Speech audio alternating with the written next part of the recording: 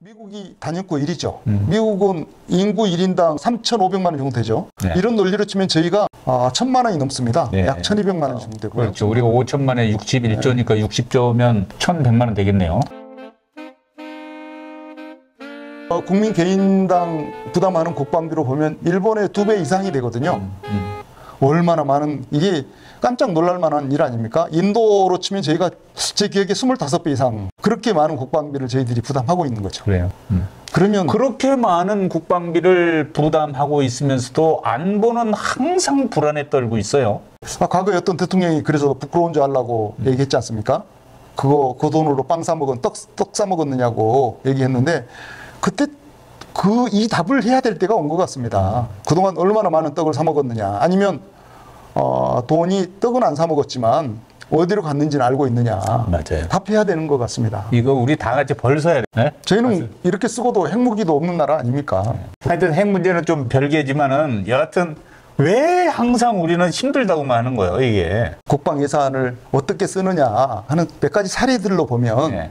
저희들이 이거를 주먹구구식으로 쓰고 있지 않나 하는 의심을 하는 사례가 있는데요. 아니 우리도 배울 만큼 배우고 전문가도 많고 그런데 그렇게 낭비한 건 아닐 텐데요. 군이 지금 과거에 우리가 병사들 월급도 거의 안 주다시피 해서 군대를 운영했습니다. 그러니까. 사실 경제적인 면에서 보면 그 한 50만이나 되는 병사들 월급을 안 주고 거의 공짜로 데려다가 그렇게 운용을 했지 않습니까? 최근까지도 작년에 우리 병사들 1인당 하루 급식비가 8,800원이었습니다. 올해 난리가 나서 지금 11,000원으로 올렸는데요. 그거 제가 이제 이 분야 업무를 해서 하는데 8,800원이면 식당 공짜죠.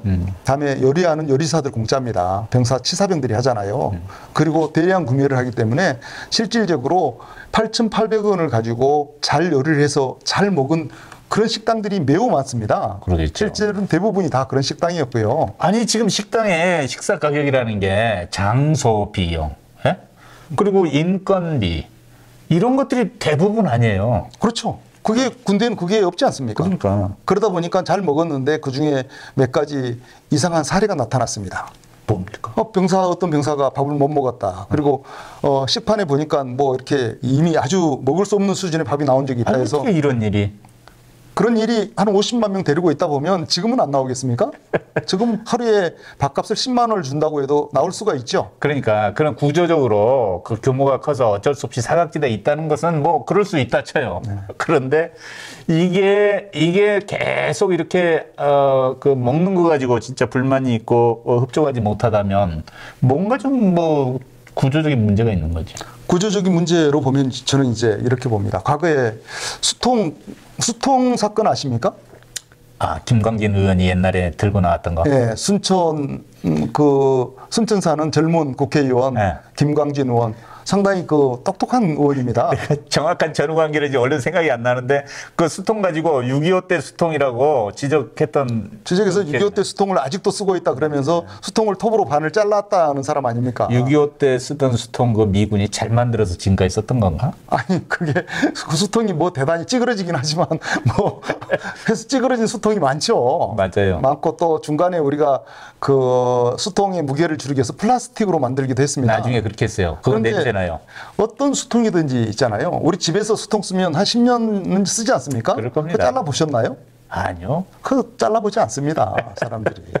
안에 이렇게 물을 흔들어서 세척하는 정도고요. 그거 잘랐으면 분명히 때가 끼고 코팅되고 다시 때가 끼고 그랬을 것 같은데. 모기스럽겠죠.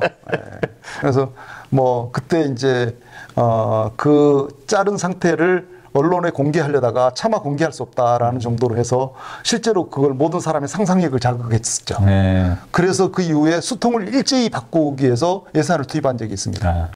이런 사례가 있을 뿐만 아니라 이게 대표적으로 아니 뭐 또 딴 것도 있잖아. 무슨 뭐 슬리퍼 물고 나타난 사단장이 있었잖아요. 그렇죠. 이제 또 그 27사단의 그 전인범 소장이라고 맞아. 그 특전사령관 하시고 아주 군인다우신 분이 있거든요. 저도 개인적으로 그분 좋아하는데 그분이 당시 지원 많이 군수사령관이 받았어요?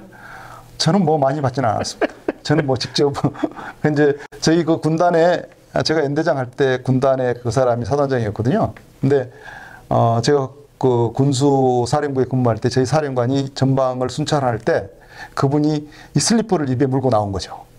그분은 이런 충격요법을 써서 자기 부대의 어려움, 병사들의 어려움을 호소했던 겁니다. 그게 통했습니다. 그래서 군수사령관이 긴급하게 막 조치를 하고요. 그런 일이 있었는데 그것뿐만 아니고 과거에 제가 한번 말씀드렸는데 어디 동해 쪽에 삼척항인가요? 목선. 목선 들어와서 그 목선 발견 못했다고 해서 해양 경계력 보강한다고 200억 투입했지 않습니까? 네. 지금 이제 드론 탐지 못했다고 해서 5천억 투입한다고 하지 않습니까?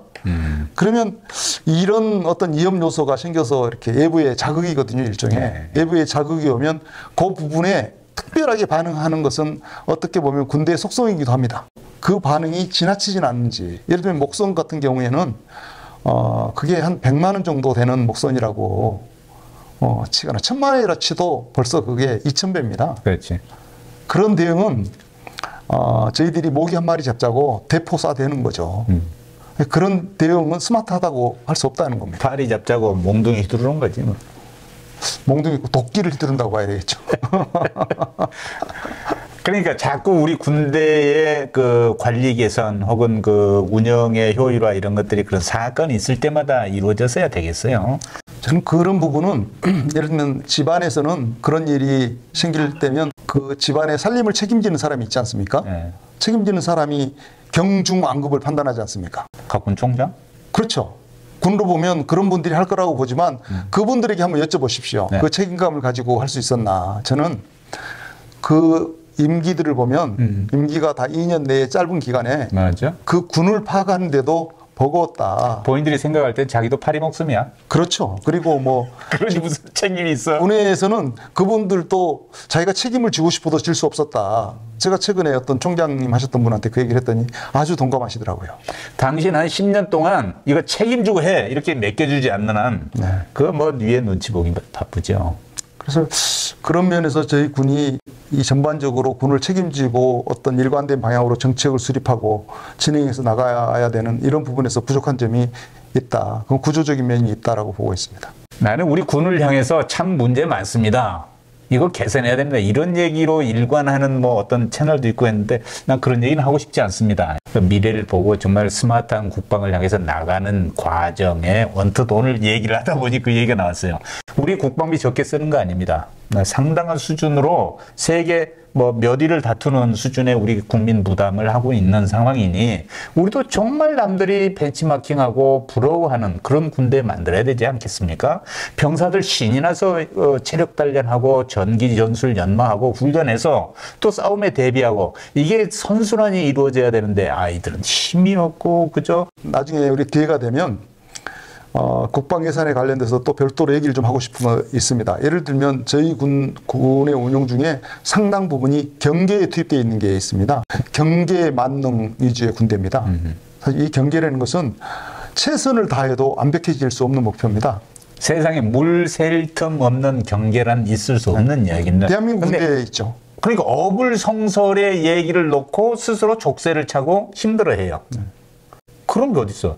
물은 들어올 수도 있고 들어와서 발목이 안 잠길 수준에서 빨리 퍼내면 되는 것이지. 그 수박쌤 GOP 근무하셨습니까? 물론 했죠. 저도 GOP에서 작전 장교를 했는데 GOP의 우리 남방 한계선을 향해서는 155마일